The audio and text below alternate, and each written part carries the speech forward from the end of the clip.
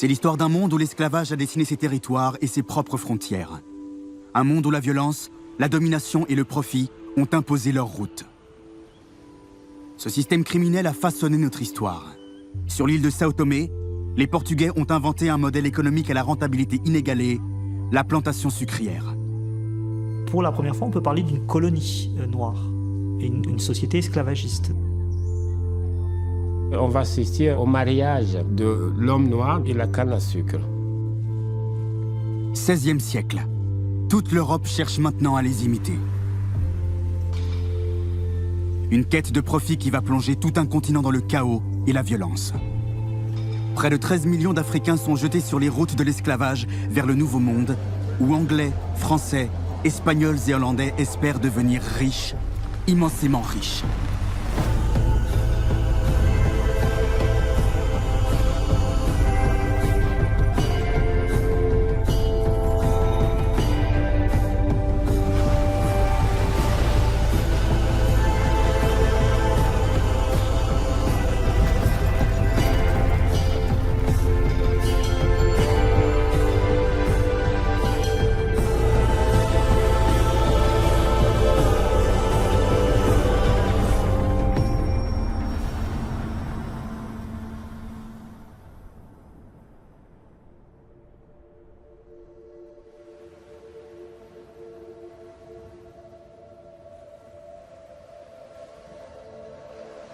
Parce que les Caraïbes présentent les mêmes critères géographiques et climatiques que Sao Tomé, elles vont se retrouver au croisement des routes de l'esclavage.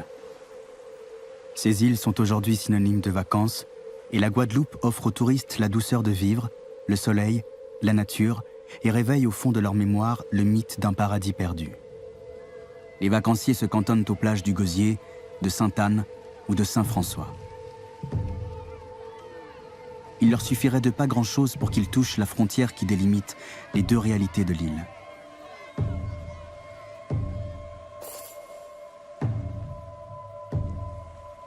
À quelques mètres des baigneurs, des squelettes ont été exhumés.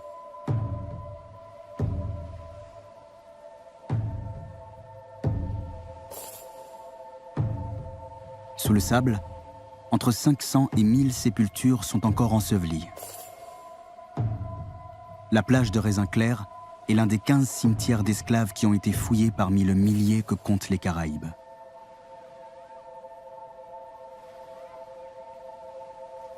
« 89 squelettes ont été mis au jour par les archéologues de l'INRAP, l'Institut national de recherche archéologique préventive. À voir l'état de leurs os, les archéologues en ont conclu que ces hommes et ces femmes n'avaient pas dépassé l'âge de 30 ans. À leur mort, ils ressemblaient à des vieillards de 75 ans tant leur corps avait été déformé par le travail de la canne. Ces hommes sont les cobayes de l'expérience sucrière, les dommages collatéraux d'une guerre commerciale sans précédent, la guerre du sucre. 74% des esclaves déportés l'ont été à cause du sucre. Pour bien comprendre le commerce des esclaves, il suffit de connaître l'histoire du sucre. Plus addictif que le poivre ou la cannelle, le sucre se répand comme une traînée de poudre en Europe. À partir du XVIIe siècle, l'aliment rare et coûteux fait tourner les têtes. Dans les salons de Londres, Amsterdam ou Paris, la fièvre du sucre est telle qu'une nouvelle génération d'aventuriers est prête à tout pour avoir sa part du gâteau. Qu'ils soient armateurs, marchands ou flibustiers, ils se rendent à l'évidence. Pour produire du sucre, il faut beaucoup d'esclaves. L'Anglais John Hawkins fait partie de ces nouveaux entrepreneurs pour qui seul le profit compte. Ce corsaire est l'un des premiers à comprendre qu'on peut faire fortune en convoyant des captifs noirs vers le Nouveau Monde.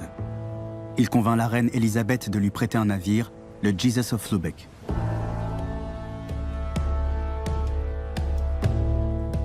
Pour cette expédition, Hawkins annonce clairement la couleur en se choisissant un noir ligoté comme emblème. J'affirme, Votre Altesse, vous ramener un profit de 40 000 marks sans causer offense à quiconque de vos amis ou alliés. Je tournerai cette entreprise au profit de votre puissance, si vous m'en donnez l'accord.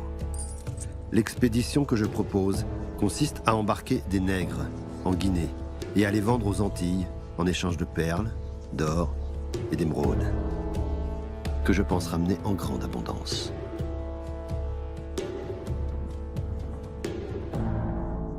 1620. Un siècle après l'introduction des premières plantations au Brésil, l'Atlantique devient le champ de bataille de la guerre du sucre. La Hollande, l'Angleterre et la France veulent briser l'hégémonie de l'Espagne et du Portugal sur le Nouveau Monde. Elles colonisent les Caraïbes, ces confettis d'îles propices à la culture du sucre. Les Hollandais s'emparent de Curaçao, Saint-Eustache et Saint-Martin. Les Français de Saint-Domingue, la Guadeloupe, la Martinique et la Grenade. Les Anglais, eux, s'imposent aux Bahamas, en Jamaïque, à Antigua, la Barbade et la Dominique. Seuls Cuba et Porto Rico restent sous bannière espagnole. Après l'extermination des Indiens Arawak, ces terres fertiles voient fleurir les premières cannes à sucre.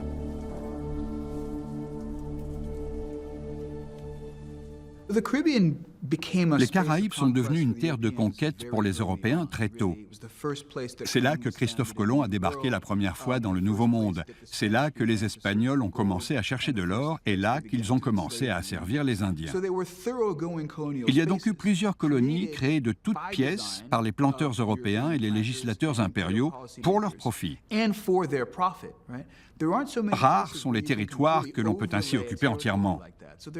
Donc, d'une certaine façon, c'est aux Caraïbes que l'on trouve les colonies les plus parfaites, où les maîtres des lieux ont créé un espace adapté à leurs besoins. En Guadeloupe, chaque parcelle de terre, chaque mètre carré de son sol renferme cette histoire violente et enracinée.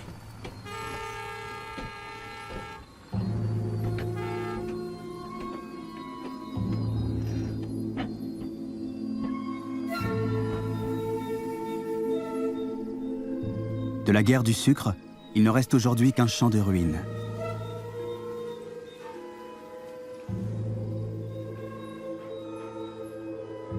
Sur les 250 sucreries en activité à la fin du 19e siècle, 2 seulement fonctionnent encore.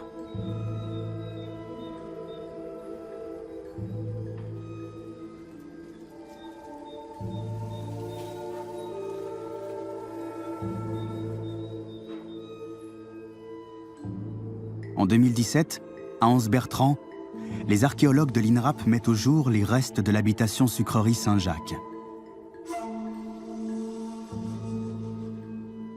Un moulin, plusieurs remises, 3 rangées de cases à nègres où sont parqués les esclaves. Dans cet univers concentrationnaire, l'homme n'est qu'un outil parmi d'autres. C'est un corps mécanisé, décharné, consumé par le travail jusqu'à son dernier souffle. Le moment où les esclaves creusaient les trous pour planter les cannes et celui où ils les récoltaient étaient les périodes les plus éprouvantes. Les esclaves maigrissaient presque à vue d'œil quand ils creusaient les trous tellement c'était épuisant, et on les nourrissait à peine.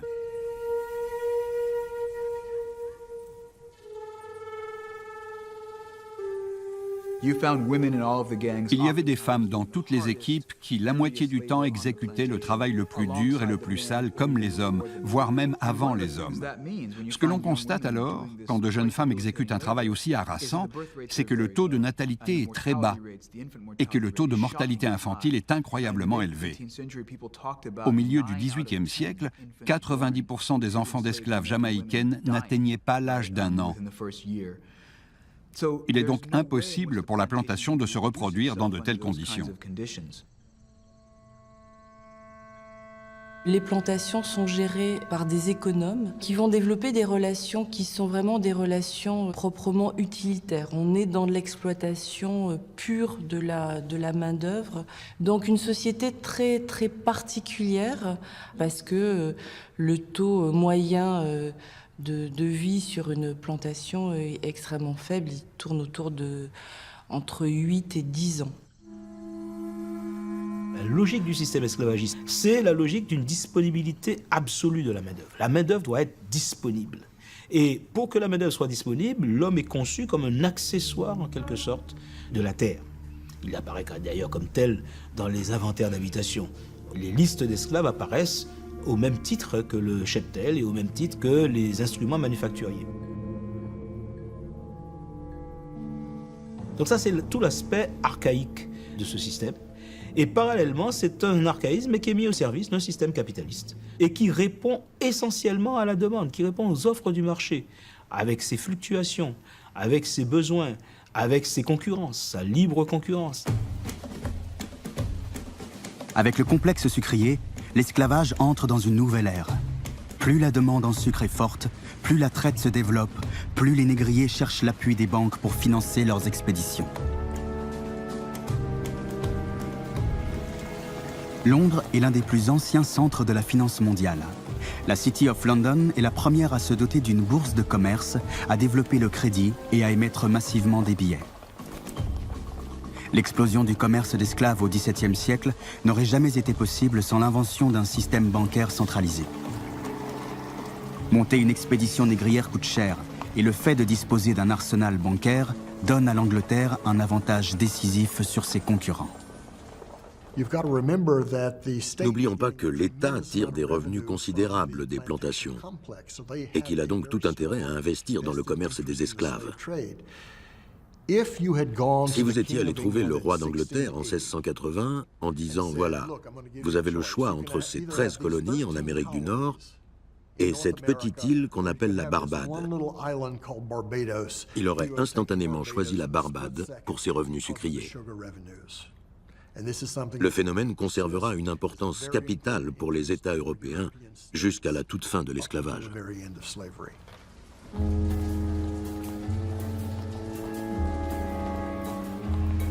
Pour soutenir la guerre du sucre, la City prête sans compter.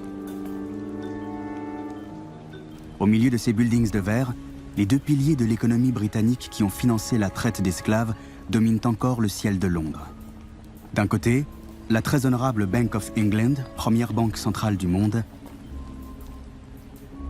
De l'autre, la plus puissante compagnie d'assurance du Royaume-Uni, la prestigieuse Lloyd's of London. Dans la traite atlantique, les négriers doivent s'endetter lourdement pour affréter leurs bateaux. Sans les assurances, la plupart risqueraient la ruine dès leur première expédition. On pouvait perdre beaucoup. On pouvait perdre le bateau s'il vous appartenait. On pouvait perdre l'équipage et la cargaison destinée à être troquée contre des esclaves en Afrique. Et on pouvait aussi perdre les provisions qui étaient à bord pour le voyage. Il y avait la guerre pendant presque toute cette période. Et évidemment, vous risquiez, même si tout se passait bien pendant le voyage, que vous ne perdiez rien, vous risquiez d'être attaqué par des pirates ou des navires ennemis et de perdre quand même la cargaison. Dans ce commerce, l'esclave n'est qu'une marchandise de qualité variable que les compagnies négrières cherchent à écouler au meilleur prix. En témoigne une lettre de 1686 d'un négrier à son associé. Les convois. Partis de chez vous le 21 février par le Orange Tree et le 1er mars par le Mary, arrivèrent ici le 29 juin. Chaque navire ayant perdu une centaine de nègres qu'il transportait. Le reste a eu la grippe et est en très mauvaise condition physique, ce qui va entraver leur vente. Nous craignons donc de devoir les faire sortir à des taux très bas ou de ne pas pouvoir les vendre du tout.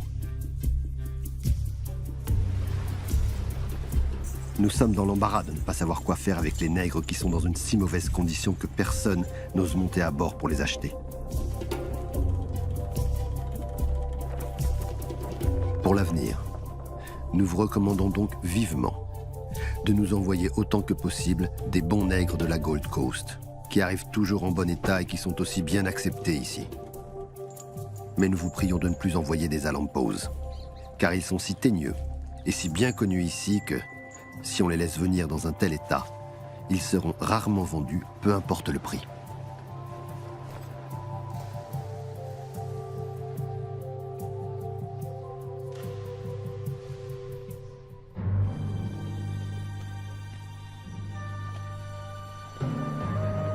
Les négriers placent leur argent dans la traite comme on joue au poker.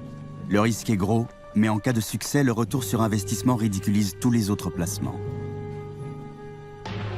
Les assureurs comme la Lloyd's ont tout à gagner en participant à ce jeu de hasard. Une expédition réussie peut rapporter jusqu'à 3 fois la mise. Dans les archives de la Lloyd's, il ne reste quasiment aucune preuve des gains accumulés en assurant ces expéditions périlleuses.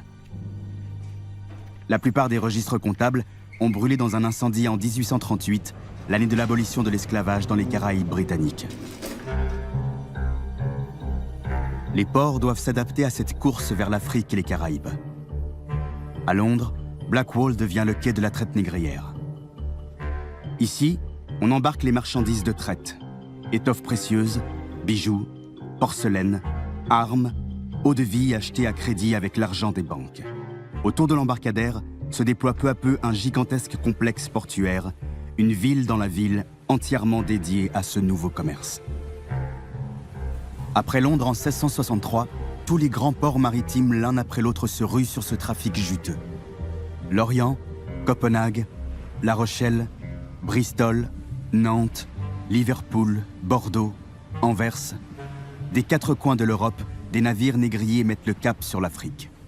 Quand j'ai découvert que les vaisseaux négriers ne partaient pas seulement de Liverpool ou de Nantes, mais de tous les ports de l'Atlantique, dès qu'un port devenait assez grand pour envisager la traversée, il y avait de fortes chances pour qu'il s'agisse de traite négrière. Il y a en tout 170 petits ports. Aujourd'hui, les gens ne se doutent pas que ces ports étaient jadis dédiés à la traite. Saint-Pierre-Port, dans les îles anglo-normandes, un endroit charmant, était pourtant un port négrier.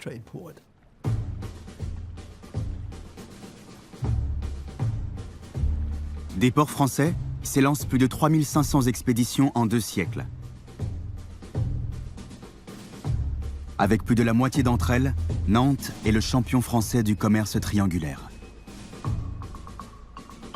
Les mascarons africains du quai de la Fosse ou de l'île Feydeau évoquent le temps où les grandes familles de négriers se flattaient d'être les principaux artisans de la prospérité de la ville, ce qui faisait de Nantes le plus important port de commerce de l'Hexagone. La richesse des riches s'est faite sur l'esclavage. Donc il y a les négociants, les armateurs, tous ceux qui produisent les denrées, donc le vin, les producteurs de vin, les producteurs de farine, les producteurs de tissus, les producteurs de quincaillerie. Tous les ports atlantiques, en fait, irriguent un arrière-pays qui va très loin, hein, parce que pour Nantes, ça va jusqu'à Orléans, par exemple. C'est-à-dire ça remonte tous les fleuves. Donc l'esclavage produit de la richesse qui est une richesse essentielle pour la France. 1669. De Nantes, Bordeaux, La Rochelle, Le Havre, l'argent de l'esclavage remonte par les fleuves jusqu'à Rouen, Orléans et Angoulême. Il rejaillit sur l'intérieur des terres au point de devenir un enjeu national. Louis XIV l'a bien compris. S'il veut gagner la guerre du sucre, il lui faut une flotte digne de ce nom. Louis XIV ordonne la construction de 500 galions. L'Atlantique devient le théâtre d'une guerre navale entre la France, l'Angleterre et la Hollande. Une lutte à mort où chaque bateau coulé représente une perte sèche pour l'économie du pays. C'est très coûteux de construire et d'armer, de payer l'équipage d'un navire de 74 canons. Et finalement, à qui ça coûte? Parce que le financement de ces guerres, le financement des navires de guerre, des arsenaux, il est payé par la paysannerie française essentiellement. Dans le sillage des bateaux négriers s'engouffrent des milliers de navires militaires. 16 000 galions protègent déjà les bateaux de commerce hollandais et les 3 000 croiseurs légers et rapides de la Royal Navy font trembler ses adversaires. Face à ces armadas, la France fait pâle figure.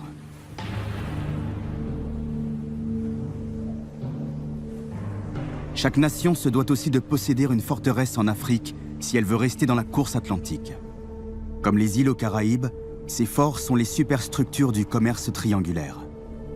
Véritable plateforme militaire, on y entrepose les marchandises et les captifs avant le départ en mer. 43 forts sont construits en moins de 80 ans du Sénégal au delta du Niger. Chaque pierre, chaque poutre, chaque pièce de maçonnerie est transportée par bateau depuis l'Europe. La plupart de ces forteresses étaient construites par les États. Un financier seul, pas plus qu'un groupe de financiers, n'avait les moyens de construire ce genre de forteresse. En 1684, Jean-Baptiste Ducasse, directeur de la Compagnie du Sénégal, fait un rapport à Louis XIV sur l'avancée des travaux de construction des forts.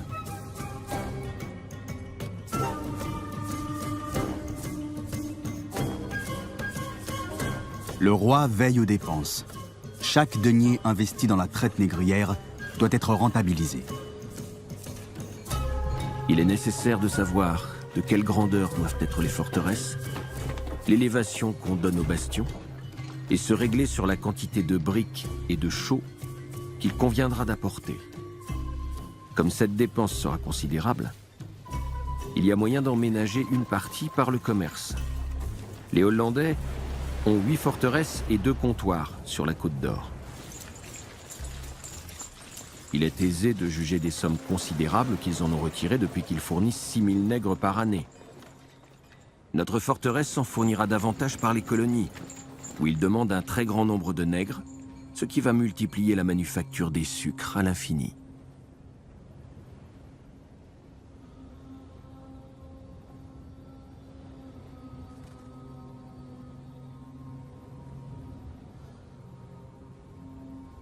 La France, pour le moment, ne dispose que d'un seul fort sur la Côte d'Or. Elle doit impérativement rattraper son retard.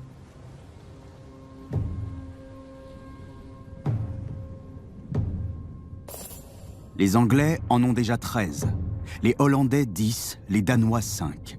Même les Prussiens, avec leurs 3 forts, surclassent les Français. Sur la Côte d'Or, à l'emplacement de l'actuel Ghana, les Fanti et les Ashanti louent des terrains pour que les Européens puissent y construire leurs forts. Les Européens établissent comptoirs et forteresses tout le long de la côte atlantique, du territoire Ewe jusqu'au royaume Congo. L'Afrique équatoriale devient le principal vivier de captifs au monde. Dans ce document comptable rédigé en 1688 par la Royal African Company, on apprend qu'en 8 ans, 60 783 captifs ont été embarqués par la compagnie anglaise. Chaque captif leur a coûté entre 8 et 12 livres sterling, soit l'équivalent aujourd'hui de 950 à 1500 € par tête. Tous ont été achetés avec des marchandises de traite. La demande en esclaves est telle que les Européens poussent leurs partenaires africains à planifier, rationaliser et industrialiser leurs méthodes pour organiser cette déportation de masse. Les esclaves étaient souvent achetés à crédit. C'est-à-dire que les bateaux européens arrivaient avec une pleine cargaison de tissus, d'objets en métal, de rhum, de tabac, tout un tas de choses. Et on donnait tout ça à crédit aux marchands locaux. Ils emportaient ces marchandises à l'intérieur des terres pour acheter des esclaves, puis ils revenaient. La principale conséquence a été le niveau croissant de la violence et le niveau de tension qui ont gagné l'ensemble de la société. C'était aussi l'occasion pour de nouveaux hommes forts de s'imposer, de nouveaux puissants leaders. Un tel récupérait des armes, un tel devenait plus agressif, ils se constituaient leur propre clan et subitement ils étaient puissants.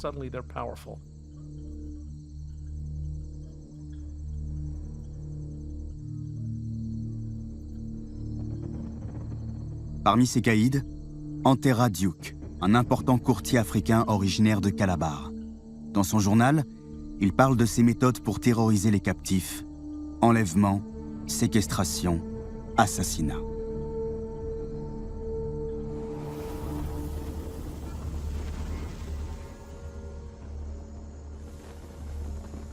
Autour de 4 heures du matin, je me suis levé. Pluie terrible. J'ai marché jusqu'à la maison de négoce de la ville et j'y ai retrouvé tous les messieurs. Nous nous sommes préparés à couper des têtes. Et à 5 heures du matin, nous avons commencé à décapiter les esclaves.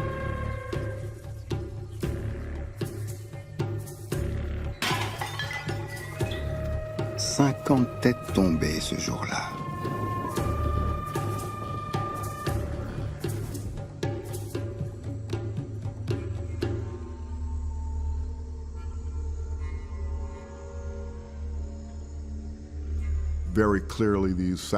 De toute évidence, ces sacrifices avaient pour but d'instaurer une forme de terrorisme, pour que la population comprenne bien qui était le chef et qui ne l'était pas. Un fonctionnement très semblable à celui des organisations mafieuses, quand elles veulent s'assurer que leurs membres obéissent à celui qui est le parrain. Et si quelqu'un sort du rang, il risque de se faire assassiner. Donc personne ne sort du rang, évidemment. Pour les bénéfices de quelques chefs entreprenants et profiteurs sans scrupules, c'est toute l'économie continentale qui est bouleversée. Sur les côtes, les courtiers africains connaissent tous les rouages du complexe sucrier. Un navire négrier parti de Saint-Malo, le Marie Séraphique, accoste à Loango au royaume Congo.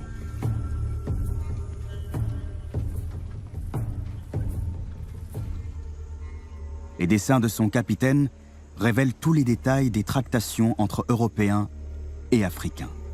Les marchands de la côte savent que le capitaine du Marie Séraphique est pressé. Il doit absolument arriver aux Antilles avant la récolte. C'est le moment de l'année où les esclaves se vendent le mieux et que le meilleur sucre est disponible. Alors ils font durer les négociations le plus longtemps possible pour faire grimper les prix.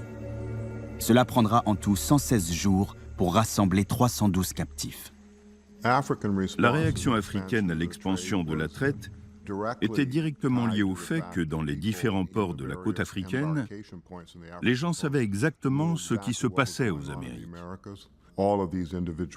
Tous ces gens savaient parfaitement comment fonctionnaient les plantations. Plusieurs d'entre eux étaient allés en Europe en passant d'abord par les Amériques. Ils avaient été témoins de tout parce que c'était le trajet que suivaient les navires avant de rentrer en Europe. La présence de ces marchands à bord des bateaux négriers ne posait aucun problème. Ils ne risquaient pas d'être vendus comme esclaves parce que tout le monde se connaissait. Finalement, le commerce reposait essentiellement sur un réseau de relations personnelles entre les marchands africains et les capitaines des bateaux négriers.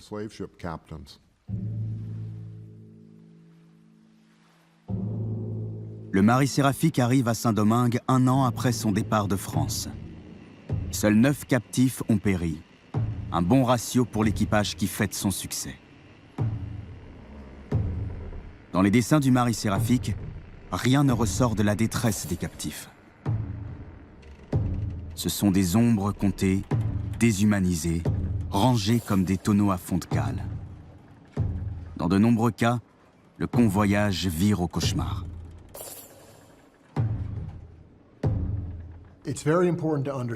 Il faut bien comprendre que la violence à bord des bateaux négriers était sélective. Aucun capitaine ne voulait tuer tous les esclaves, parce que le voyage n'aurait alors rien rapporté. Donc, en cas de résistance, ce que faisait le capitaine, c'est qu'il organisait un spectacle durant lequel un petit nombre de personnes étaient exécutées de façon extrêmement violente et atroce afin de terroriser tous les autres. Les esclaves devaient tous monter sur le pont pour assister aux exécutions. Le chirurgien d'un bateau a raconté que souvent le pont principal était entièrement inondé de sang à la suite de ces révoltes avortées. Elles étaient fréquentes et presque toujours réprimées. Les capitaines profitaient de la situation pour tuer un petit nombre d'esclaves afin d'intimider tous les autres. Le message étant, si vous résistez, voilà ce qui vous attend.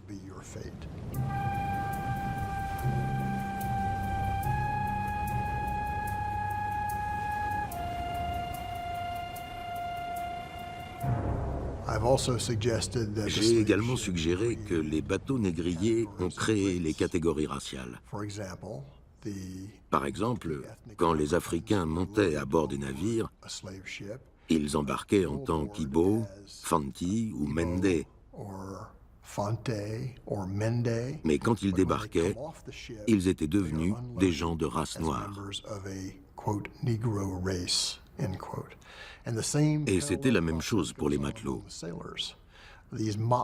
Les équipages étaient composés d'Anglais, d'Irlandais, parfois d'Africains quand ils quittaient leur port d'Europe. Mais arrivés sur les côtes d'Afrique de l'Ouest, ils étaient devenus les Blancs.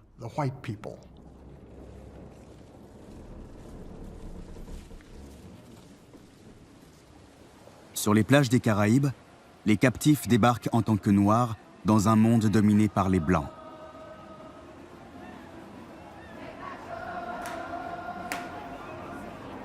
Exutoire d'une société construite par la violence et la race, le carnaval perpétue ce temps où l'industrie sucrière imposait ses cadences, ses rites, ses saisons, rythmait la vie de l'île.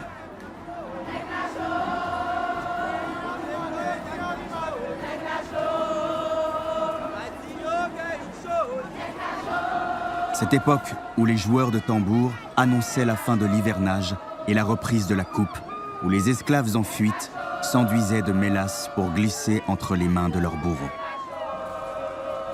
Ce qui se construit dans l'esclavage atlantique et ce qui est différent et ce qui marque la différence par rapport aux autres systèmes d'esclavage, c'est la construction de la race. C'est précisément cette superposition qui se construit entre une apparence physique qui est décrite par un terme et un statut. Donc, aux deux extrêmes de ce continuum à la fois de statut et de couleur, il y a le blanc maître et l'esclave noir.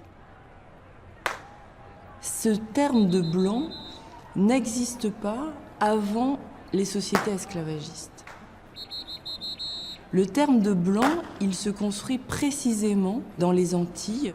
Donc là, vous voyez comment cet espace esclavagiste atlantique est essentiel dans la construction de catégories raciales que nous utilisons actuellement et que nous utilisons comme des choses immuables, des catégories qui ont été immuables dans le temps et qui ne le sont pas. La race est une arme de soumission. Elle sert à graver dans la chair la prétendue infériorité des uns et l'infinie supériorité des autres. Coupés de leurs racines et de leur famille, les Noirs ne forment plus qu'une masse servile, sans nom et sans repère.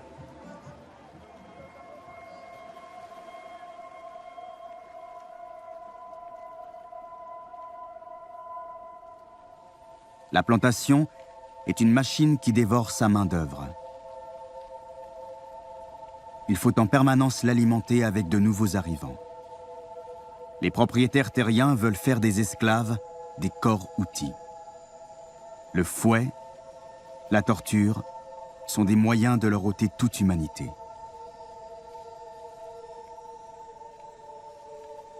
Dans ce jardin des supplices qu'est la plantation, l'autorité du maître est absolue.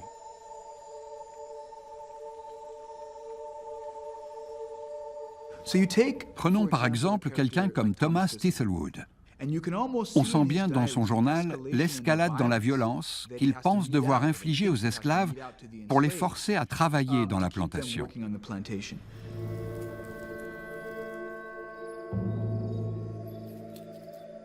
Je suis arrivé comme contremaître à la nouvelle plantation il y a 2 semaines à peine, et nous avons dû administrer justice à un nègre qui s'était échappé. Nous l'avons sévèrement fouetté, et nous lui avons frotté du poivre, du sel et du jus de citron vert dans les plaies. 3 jours plus tard, le corps d'un autre esclave qui s'était enfui nous a été apporté. Je lui ai coupé la tête, et nous avons brûlé le corps en public. Voilà la seule manière d'imposer notre contrôle sur les nègres. Dans cette affaire, ma cause devient celle de tous les colons. La condition malheureuse du nègre l'amène naturellement à nous détester. Il n'y a que la force et la violence qui peuvent le retenir.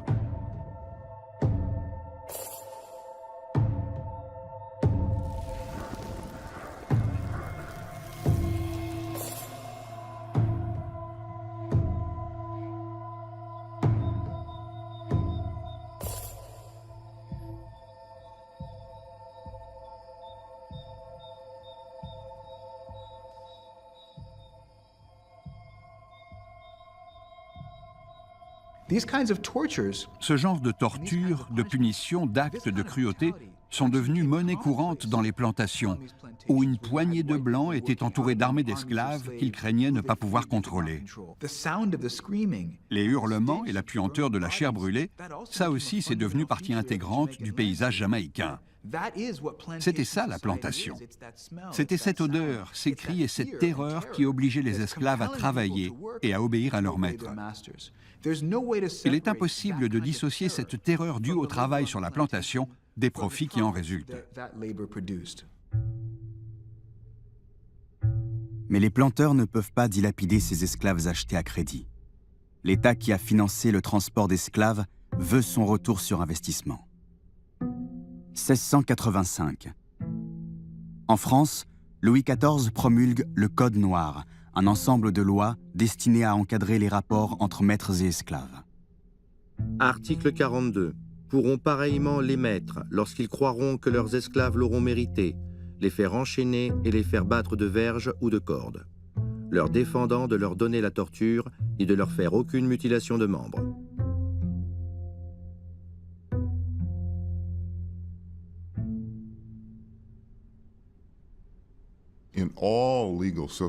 Dans tous les systèmes juridiques qui pratiquent l'esclavage, la loi impose des limites aux violences que l'on peut exercer, comme par exemple le Code noir. Dans tous les cas, il y a des restrictions spécifiques, mais en définitive, rien ne peut réellement empêcher un maître, quelle que soit la situation, de commettre les pires atrocités. Il y a des tonnes d'exemples qui le prouvent. Ils s'en sortent ensuite sans aucune sanction, sans que l'État protège jamais la victime de ces abus. Alors, le Code noir est bien sûr devenu un symbole d'une période, un symbole d'un système, un symbole de la négation de l'homme la négation juridisée de l'homme par l'homme, et un symbole extrêmement fort et extrêmement douloureux, notamment pour les descendants d'esclaves. Dans la réalité, le Code noir, je ne dirais pas qu'il n'a pas été appliqué, il a été appliqué, c'est la référence du système, mais il était contredit par tous les arrangements presque quotidiens.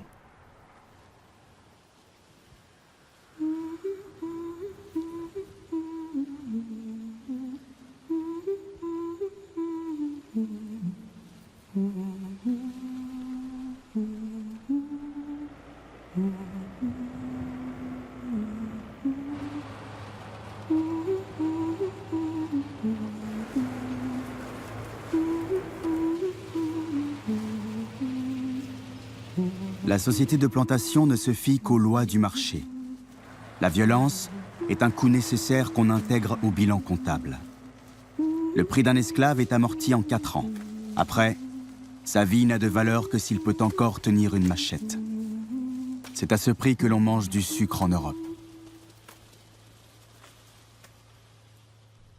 Il est impossible de réduire un autre être humain à un simple numéro, à un simple prolongement de votre volonté. Et c'est là que naissent les tensions et la possibilité de révolte et de résistance parmi les esclaves. Parce que si mon objectif est de vous soumettre totalement, mais on ne peut jamais être soumis totalement, il y aura toujours des conflits. Dans les cas extrêmes de domination humaine, même dans le cas de l'esclavage, il y a toujours des résistances, toujours des tensions, toujours des luttes. Dans la Gazette de Lille, à côté de la rubrique des objets perdus, un article dresse la liste des nègres en fuite. Il est détenu à la geôle de Pointe-à-Pitre, le nègre Atis, nation Guinée, âgé d'environ 28 ans. Un petit nègre nommé Jean-Jean, de nation créole, un nègre âgé qui de dit se 10 nommer ans. Fermont, taille de 5 pieds, 2 ou 3 pouces, Une âgé négresse d'environ bien faite, Un nègre âgé de âgé 18 d'environ ans. 40 ans, appartient à M. Papin. Un petit nègre nommé Jean-Jean, Une de nation négresse créole, nommée âgé de Charlotte, Un nègre bien qui dit se faite, nommer belle peau, Fermont, âgée de taille 18 ans, appartient à Madame Devreuil. Dans toutes les Caraïbes, les esclaves en cavale se réfugient au cœur des forêts et dans les montagnes. On les surnomme nègres marrons, en référence au mot espagnol cimarrón, désignant le bétail retourné à la vie sauvage. Dans les zones les plus reculées, la résistance s'organise. Sur chaque île, des hommes et des femmes se dressent contre leurs oppresseurs. En Jamaïque, le capitaine Leonard Parkinson, chef des Marrons.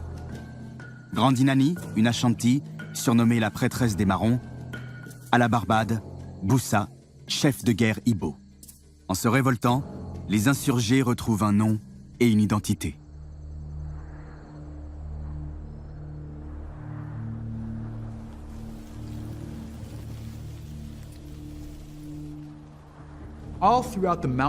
Dans les montagnes de la Jamaïque, il y avait partout des communautés d'anciens esclaves qui s'étaient échappés.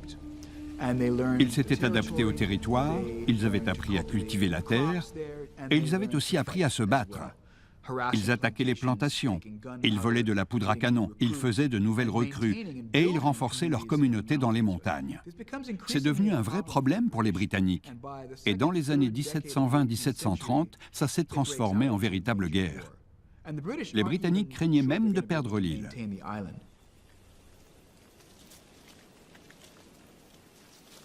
Nèg marron goumé pour liberté, yé les répondants nous lever la voix. Nèg marron goumé pour liberté, yé les assistances pour frapper la main. Nèg marron goumé pour liberté, yé les tambouillés pour yo jouer les cartes. Nèg marron goumé pour liberté, yé les assistances pour mon bel cadasseau.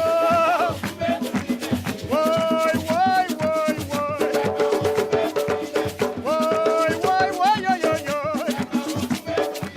Si on bat des vaillants, si on bat des solides, si on bat des levés, si on bat des debout, yo battez que j'ai sorti dans la défaite, yo battez que j'ai sorti dans la misère.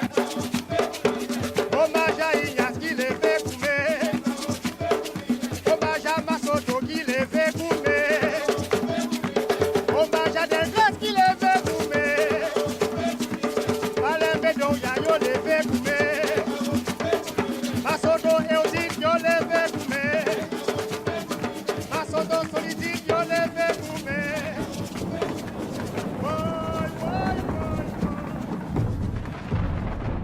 Le système sucrier en surchauffe se détraque de toutes parts. Après les îles, l'incendie gagne les côtes africaines. Sur les lieux de capture, des guerres civiles éclatent. En Sénégambie notamment, où les marabouts accusent les marchandises de traite de corrompre la société. Ces flambées de violence plongent l'industrie du sucre dans une impasse. L'Europe n'est pas épargnée par cette crise. Dans les ports de commerce, de plus en plus de voix s'élèvent pour exprimer leur indignation face aux horreurs de la traite.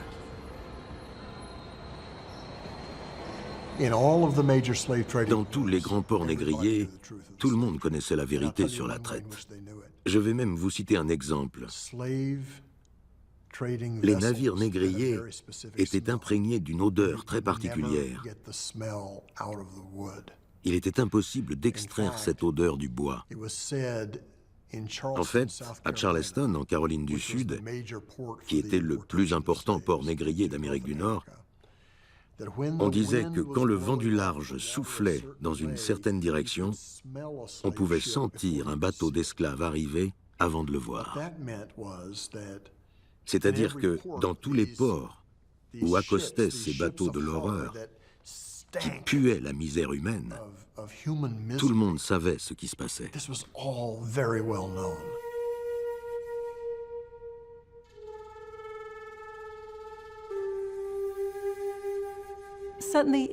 Soudain, des informations concernant l'esclavage et les traitements infligés aux esclaves africains pendant la traversée sont parvenues à la connaissance du public à la fin des années 1780. Les abolitionnistes insistaient particulièrement sur la traversée. C'est à ce moment-là que la polémique éclate et que beaucoup de brochures sont publiées sur le sujet. L'affaire ayant été portée en justice, les maîtres réalisent pour la première fois qu'ils devront s'expliquer quant à la légitimité de l'esclavage colonial.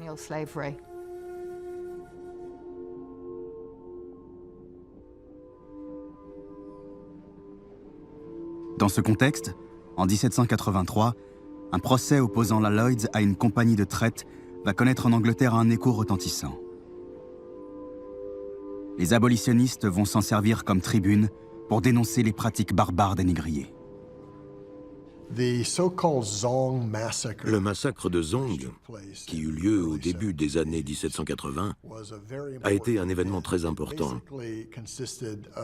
En résumé, le capitaine d'un navire négrier avait jeté par-dessus bord des esclaves vivants dans le but d'être dédommagés par les assurances. Le voyage s'était poursuivi et la justice n'avait été saisie de l'affaire que 2 ou 3 ans plus tard parce que l'une des compagnies d'assurance refusait de payer. Et au moment du procès, un abolitionniste qui s'appelait Granville Sharp est intervenu. À la question « s'agit-il ou non de marchandises ?», Sharp a répondu « c'est un massacre pur et simple. Rien à voir avec des droits de propriété, ce sont des êtres humains. »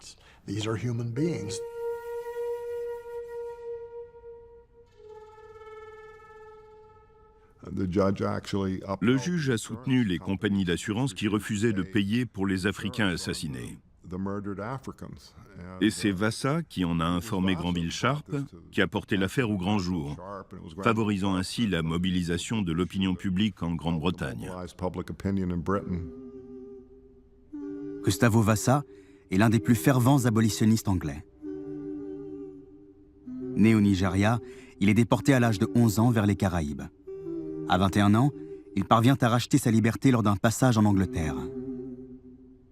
Dans son autobiographie publiée en 1789, il raconte son expérience du passage du milieu à fond de cale et livre un vibrant plaidoyer contre l'esclavage. Devant les nations qui l'ont réduit au rang d'objet, le nègre retrouve sa voix. Seigneurs et gentilshommes, la traite esclavagiste a une telle tendance à débaucher l'esprit des hommes et à les endurcir contre tout sentiment d'humanité. Voilà bien la fatalité de cette avarice trompeuse. Elle corrompt la bonté naturelle de l'homme et la tourne en bile amère. À l'évidence, ce commerce ne peut pas être bon, qui se propage comme la peste et corrompt tout ce qu'il touche. Ce commerce qui viole la toute première loi de l'humanité, égalité et indépendance, et donne à un homme une domination sur ses prochains qui n'a jamais été le dessein de Dieu. Et pourtant, combien est fausse l'avarice même de ces planteurs. Ces esclaves sont-ils plus utiles réduits à la condition de bêtes qu'ils ne le seraient s'ils bénéficiaient des avantages de l'humanité ?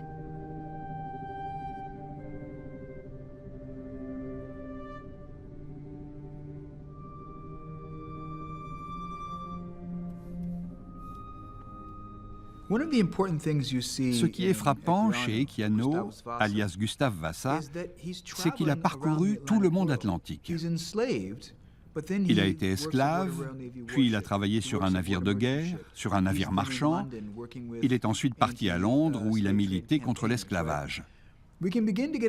On réalise alors que le fait d'avoir été esclave dans le monde atlantique ne signifie pas qu'on en ignore la complexité. Et le fait de s'apercevoir que l'imaginaire géographique de ces gens était plus vaste que ce que l'on imaginait quand on pense à un esclave courbant les chines et s'épuisant dans une plantation, c'est pour moi une idée puissante. En 1789, au moment où Gustavo Vassa prend la parole, 7 700 000 Africains ont été déportés.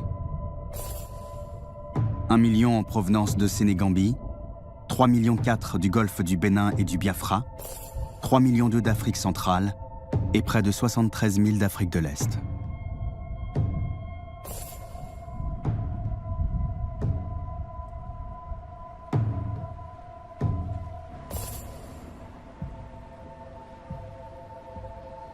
Si les chiffres de la déportation ont été clairement établis par David Eltis et l'équipe de recherche d'Emory University, ceux des revenus générés par la traite sont toujours en cours d'estimation.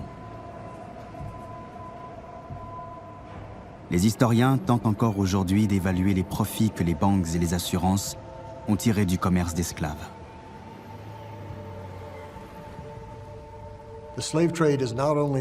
L'esclavage n'est pas uniquement l'un des fondements du capitalisme américain, c'est aussi l'un des fondements du capitalisme européen et atlantique, parce qu'il a créé ce système économique extrêmement rentable qui reliait les pays d'Europe du Nord-Ouest aux Amériques à travers le système des plantations.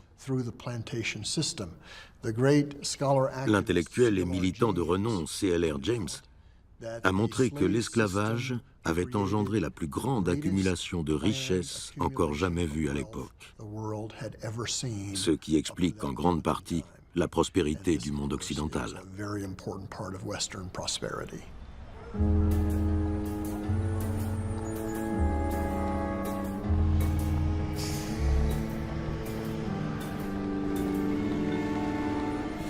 Entre 1633 et 1807, année de l'abolition de la traite par l'Angleterre, les compagnies anglaises ont déporté 2 755 830 captifs africains. La plupart sont morts dans les plantations, brisés par le travail de la canne. Tout cela pour le profit et rien d'autre. En 2007, lors de la commémoration du bicentenaire de l'abolition de la traite en présence du Premier ministre Tony Blair et de la reine Elisabeth II, l'un des invités, le militant des droits de l'homme Toyin Agbetu, va perturber la cérémonie.